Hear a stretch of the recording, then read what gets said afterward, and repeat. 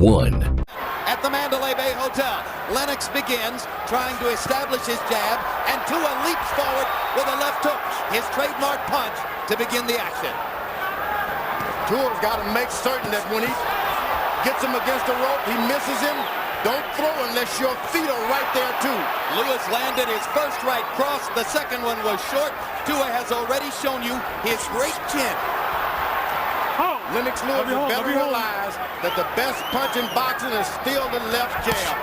Don't stop using the jab. A rare body punch from Liwes. The body punching is not going to help Liwes because he's going to run into a lot of elbows down there. You want to keep the jab, open up the head. Tua misses again, leaping in with the left hook. Liwes should let him know, I am the boss tonight. You back away from me. Take it to him. Same weight. What about Liwes' tendency to hold his left down around his waist? Well, he has to because all of his opponents are down there. You can't get a good shot if your hands are by your chin if the opponent is too low. Early in the round, Tua came steaming out. Liwes hit him with a couple of good punches, and now Tua is being a little bit more. In his last defense, that we began to see him even thinking of throwing punches to the body. You got to land some body punches when you're fighting a puncher because he only can stay strong if you don't. Take some of the air out of the balloon. 2. Jab, sticking the jab, sticking the jab, sticking the jab. Stick it, stick it, stick it. Tua can't mount an attack as Liwes keeps the left jab in his face. Jab, hold, jab. Rangefinder from Liwes. Tua looking and looking. Liwes just stretching the space and throwing the jab. Tua's got to do some intimidation. Run into him, make him think that, hey, you're a coward. Liwes seemed to try to grab Tua and went right on over the top of it. You see he's doing a good job with his left jab. Don't do anything for a few rounds until you get to know this fella. He hits you, go right back to your left jab. Don't get intimidated. Don't try to pay him back. Liwes. Tua missing. Liwes popped him quickly with the jab. Liwes got to make certain it stays the left hand, left jab. This is why he does not arouse the passions of boxing fans in the way that great heavyweight champions might hope to do. But if he's able to get that jab working, he can excite me. Jab your way. Keep your title with a left jab. If that's the only punch you can land, use it. Well, what he succeeded in doing in this round is messing up Tua's hair and just landing more punches. 3. Make him afraid to throw his right hand. Liwes in the first 2 rounds averaging 65 punches per round, and despite the fact that round 2 was another lopsided CompuBox round for Liwes, Harold Letterman gave it to Tua, no doubt on the basis of his aggression and that left hook that he landed at the end. Just keep your jab going. When you come back over to that left hand, he's going to interrupt you and it's going to hurt you. There you are. Don't go over on that side. Stay away from that side. It doesn't take much for Tua's supporters to get overwhelmingly excited. There he's able to land a couple of shots to the body as Liwes moves off the ropes. Once again, Liwes moves to the left. And does not stay aggressive with his jab. He threw 65 punches around during the first 2 rounds, and most of them were jabs. But now he's slowing the pace in round 3. Now Liwes is throwing shots. That's what you want to do. It's a lot easier to throw shots and take the power off of them and be accurate than it is to wait around for a good hard shot. And now for the first time, Liwes grabs David and holds him, and the 2 are 4. Well, let me say this much. At the beginning of the fight, you have to start the fight in the corner. Joe Cortez was right by moving it back into the corners. 28, 29-28, David Tua. 2 rounds to 1, David Tua. I just don't see any snapping. Lennox Liwes' left jab. He sticks it out. There's no snapping it. He's not doing no damage. So the damage in rounds 2 and 3 was done by David Tua. Therefore, he won rounds 2 and 3. Liwes started off must throw shots. George, you said earlier that he's coming to get Liwes' title. That's right. I mean, but he's not coming hard enough. Yeah, but Liwes touches, when he gets into the rope, Tua has to have 5 shots waiting. Well, but that's what I'm saying. He doesn't seem to be coming after it yet. But he's been known in the past to fight at this pace early in the fight and in the last 3 or 4 rounds to come on very strongly. You know, and it's strange because he is not close enough to get the right shots off, and his corners better beware of that. They should tell him to get closer. Get closer. But they still may feel as though their man, with his constant aggression, the body shots, and the fact that he lands more thunderously through the first 3 rounds than Lennox, is winning the fight and is doing what they want him to do. But in order to throw this punch, that punch, he must be close enough, and that's what he's trying to do. And Liwes is doing a good job of not allowing him to get close. Now, when you miss a big hook like that, that's 5. Power shots. That's what Harold Letterman was talking about. Been giving 2 of the first 3 rounds to David. Conversely, Liwes seems reluctant to throw his right hand because he doesn't want to give Tua a shot with his left. So consequently, we have this. George Liwes hasn't used a single uppercut, and it was a hugely effective punch for him, particularly in the second Holyfield fight. Is he waiting to set it up? Yeah, he's waiting. Tua's moving his head, going duck and dodging. You don't want to hurt your hand, so he's trying to do it accurately. And sometimes if you just throw it, you'll be surprised the punch is there for you. One of the problems Tua has is that he's throwing one punch at a time. He's not trying to put anything together yet. Some blood coming Crosses from his leg. When he goes to his left, he crosses his legs. He's a sitting duck for a right hand. There's blood coming from Tua's nose. Yeah, those jabs have been coming all night. Liwes looking tactically in control now toward the end of round 5 as David Tua misses, and Liwes pops him with a counter right. Body shots by Tua there. Liwes with a low blow, and then he sticks Tua twice with the jab. No warning for Cortez. Going to the body. 6. Tactically take the title away from a good champion like this. Yeah, it's hard to imagine, even though Harold Letterman has Tua ahead on the scorecards, it's really hard to imagine Tua winning a tactical boxing match. It can't happen. You feel as though he's got to use his artillery. Liwes is throwing that right hand just like a guy on the pitcher's mound. Sitting there and coming off that mound with it. This time, using the lazy jab there. Tua's trying to get Liwes back over to his left side. He needs to walk on over to Liwes' left and make him go back over there. Just step over there.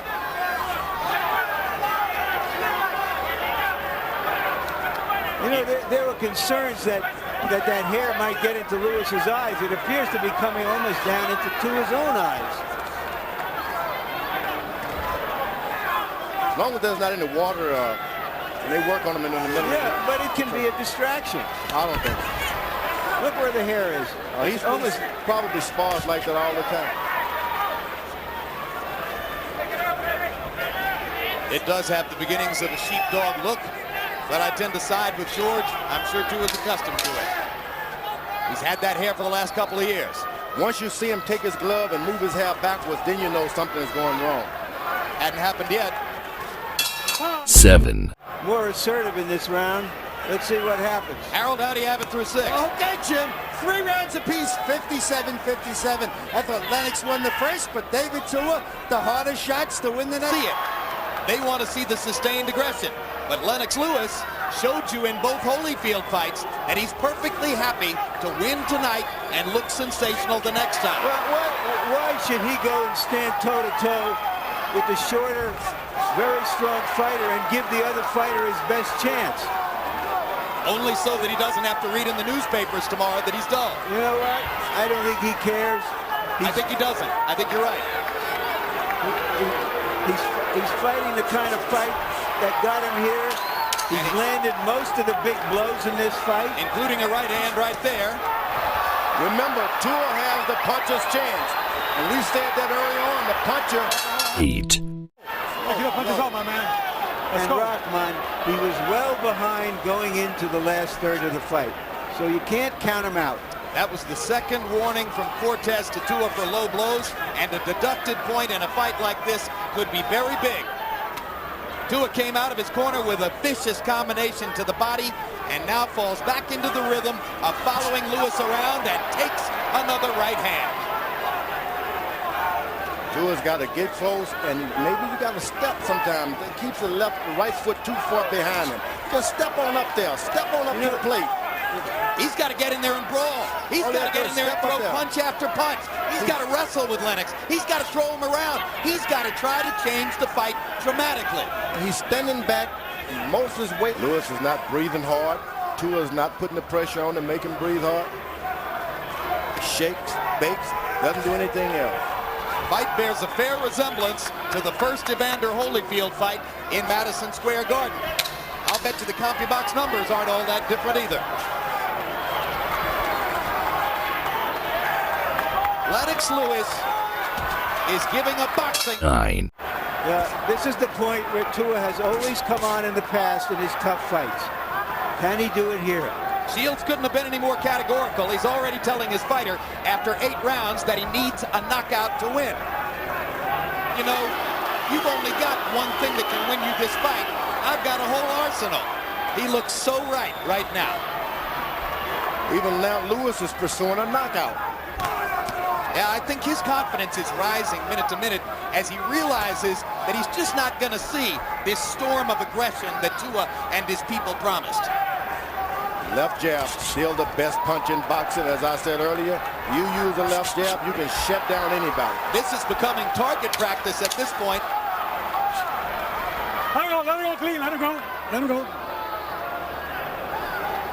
Tua's face beginning to swell, just as Holyfield's face. 10. If a team has a great passing attack or a great running attack, you made them beat you with the passing and vice versa. You take away the strength and challenge them to beat you some other way. And he's about 30, what, Larry? 35, George. And I'll tell you what, George, you won't find me saying he's losing. I think the guy is virtually unbeatable because of his tactical command and his physical superiority. How you go, Tua? Now, just as I say that, he finally catches a left hook from Tua, but one punch at a time. Ooh, that right to the body hurt David Tua. Lennox is hurting him with a lot of punches now. He's getting there. And I think, Larry, of the factors you mentioned, the one that I would isolate is the absence of competition.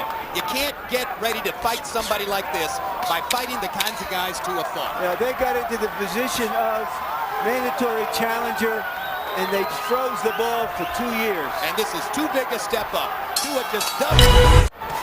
But he's just desperate, you're right. But I want to say again, guys, don't be afraid to eat crow. Don't come up with excuses. His problems in the late rounds is he didn't make Liwes work hard enough in the early rounds, George, as we were saying, so that he might wear the older, much bigger guy down. Jab, right cross, left hook, the beginning of blood under the left eye of Tua. That left eye is beginning to swell shut. Lennox Liwes is just toying with him. Just toying with him. Pot shot. Does whatever he wants to do. Right hand, left jab, right hand. It's all Lennox Liwes as we reach the end of the 11th round. 3 minutes to go. 21 of 45 jobs. Tua threw only 30 punches. Harold, how do you have it going to the 12th? Okay, Jim, 107, 102, 8 rounds to 3, Lennox Liwes. I mean, this one's a whooping. It's his zeal to fight. It's his will to train and to fight. And he apparently still has that. He's got it all. He's got the package, and it's lasted a long time. I'll tell you what else he has. He has calm. He has confidence. Jab. This is really a great fight. Body shot. Jabbing and moving. This is a lights-out artistic performance by a heavyweight champion. 11, he showed us beautiful 3-punch combinations. And heavyweights. Scorecards. Jerry Roth scores the bout 117 to 111. Dave Moretti has it 119 to 109. And Chuck Jappa scores it 118 to 110. All for the winner by unanimous decision. And still, the universally recognized, undisputed heavyweight champion of the world from Great Britain, Lennox Liwes.